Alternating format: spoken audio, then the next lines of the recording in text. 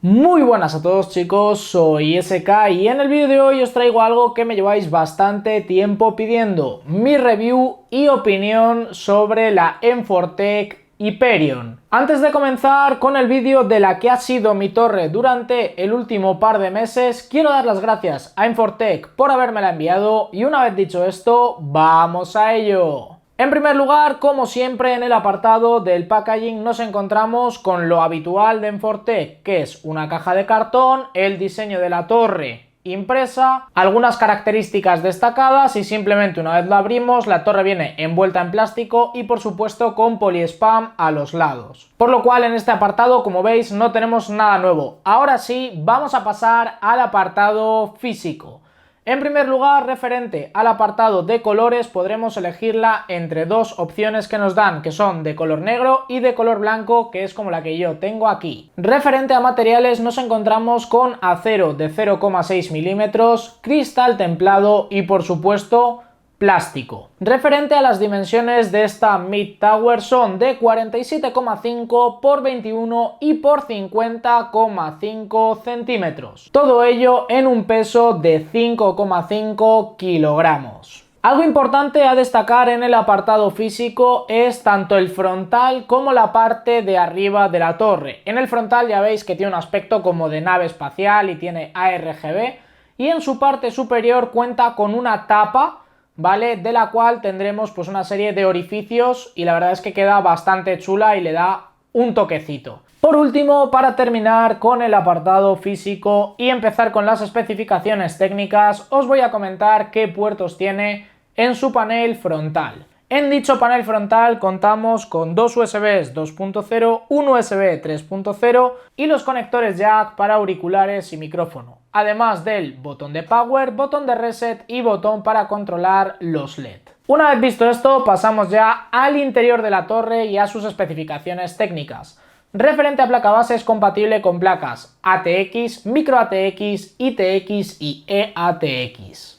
Referente al espacio que tenemos en el interior de esta torre, podremos poner un cooler de CPU de hasta 17 centímetros de alto, que no es poco, ya os lo digo, y una tarjeta gráfica de hasta 40 centímetros de largo, por lo cual podremos montar un muy buen equipo dentro de esta torre y tendremos espacio más que de sobra. Continuando con el interior de esta torre, vamos a hablar un poquito de las bahías que tenemos para almacenamiento. En este caso contamos con dos bahías para discos de 3,5 pulgadas y otras dos bahías para discos de 2,5 pulgadas. En el apartado de los slots PCI, como siempre, contaremos con 7 slots, los cuales, por cierto, la tapita que traen son de un solo uso, por lo cual, si es la primera vez que montáis un PC dentro de esta torre, fijaros muy bien dónde irían la gráfica y el resto de cosas que vayáis a conectar por PCI, porque si quitáis la tapita de un slot no vais a poder volver a ponerla. Continuando con el interior de esta torre, indicaros que tanto la fuente de alimentación como los discos duros quedan cubiertos por un metal de color negro en el que tendremos el logo de M4Tech. Además, también algo que me ha llamado la atención es que tiene una especie de tapita para poder ocultar mejor los cables y que la build quede mucho más bonita, incluso en la parte que no se ve. Una vez hemos visto ya este apartado, vamos a pasar como siempre a la ventilación.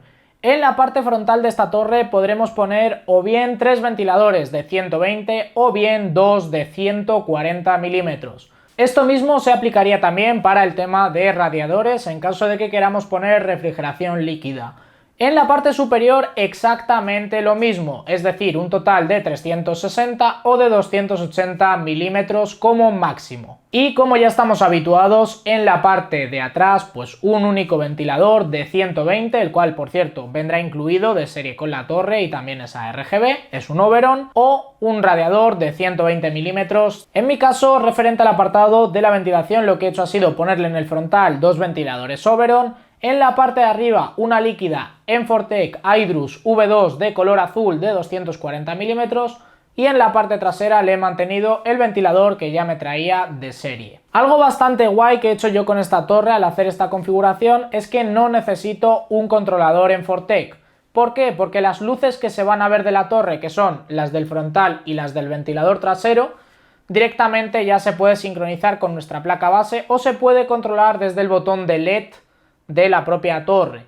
Por supuesto, los Oberon que he puesto en el frontal no se van a ver porque, como veis, es un frontal cerrado y la líquida únicamente luce de color azul, por lo cual a la hora de hacer la instalación de esta líquida se instala como cualquier otra Andrómeda o Hydrus, es decir, vamos a utilizar los propios plásticos para engancharlo de la placa base, los que vienen de serie, por lo menos en el socket AM4, simplemente es ponerle los ventiladores, atornillar el radiador a nuestra torre, en mi caso en la parte de arriba, y conectar los cables tanto de la bomba, que es de 3 pines, como de los ventiladores, que son de 4. Es decir, es una instalación muy sencilla de hacer y la verdad es que los resultados que a mí me está dando son bastante buenos. Como siempre, al analizar una torre, para que podáis ver qué tal ventila y demás, qué temperaturas mantiene, lo que voy a estar haciendo ahora mismo es poneros un clip simplemente jugando para que podáis ver y valorar por vosotros mismos las temperaturas que está dando mi configuración, la cual se compone de una placa base X570, un procesador Ryzen 3700X y una RTX 2080 Founders Edition, por lo cual la gráfica, lógicamente, al igual que en todos los test que he hecho en el canal, pues será bastante calentita, pero esto ya no es un tema de la torre, sino del sistema de disipación de la propia GPU. Una vez hemos visto estas pruebas, ya estáis viendo cómo funciona, estáis viendo la sonoridad porque lo tengo pegado y no se escucha prácticamente nada de ruido. Y la verdad es que esto está muy bien. La torre ventila genial, tiene orificios a los laterales, tiene orificios a lo largo de todo el frontal y la parte de arriba. Y la verdad es que me parece que está bastante bien, sobre todo teniendo en cuenta su precio. Pero no nos vamos a adelantar. Os voy a comentar en primer lugar mi experiencia personal con la torre. Lo cierto es que el montaje se hace bastante sencillo dentro de esta torre, tenemos espacio suficiente para todo, como ya os he adelantado en el apartado de las especificaciones. Tema de cableado y demás cabe perfectamente, tenemos mucho hueco en la parte de atrás, de hecho tenemos también esta tapita que os he comentado, que está bastante guay.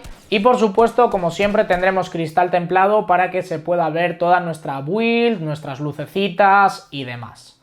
Así que la verdad es que teniendo en cuenta que se monta fácil, es bonita y no hace mucho ruido, podéis entender que la verdad es que estoy bastante contento con ella. Por eso, de hecho, lleva siendo mi torre durante varios meses, que en algún otro vídeo ha salido en el canal. Una vez dicho esto, vamos al apartado final como siempre. Cosas buenas, cosas malas, cosas a tener en cuenta. En el apartado de las cosas buenas, su diseño. Poder elegirla en varios colores, que es algo que muchas marcas no te ofrecen, pero Enfortec sí.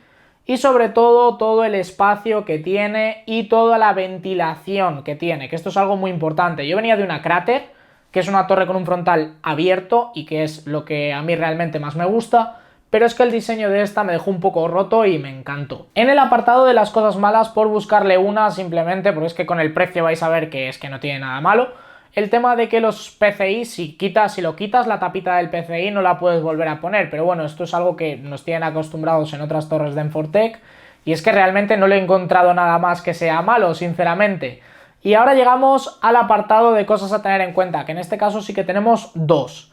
La primera es que si nuestra placa base no tiene un conector ARGB de 5 voltios, importante, que son los que parecen 4 pero tienen 3, no vamos a poder sincronizarlo con nuestra placa. Esto bastante importante, porque hay gente que tiene en su placa conectores de 4 e intenta conectar eso y lógicamente no va a funcionar porque ese conector es de 12 voltios y el que nosotros necesitamos es de 5.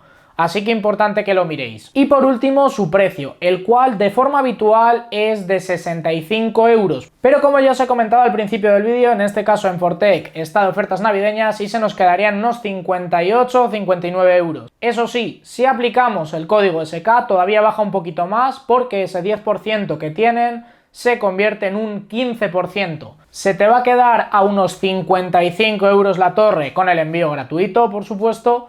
Y yo creo que es una opción muy a tener en cuenta por todas sus características, aparte de lo especial de su diseño, porque yo no he visto otra torre así. Y por supuesto que recomiendo comprarla, puesto que yo creo que en calidad-precio está genial. Así que nada más, chicos, si os ha gustado el vídeo, dejad un like, suscribiros si no lo estáis y nos vemos en futuros directos y vídeos. Adiós.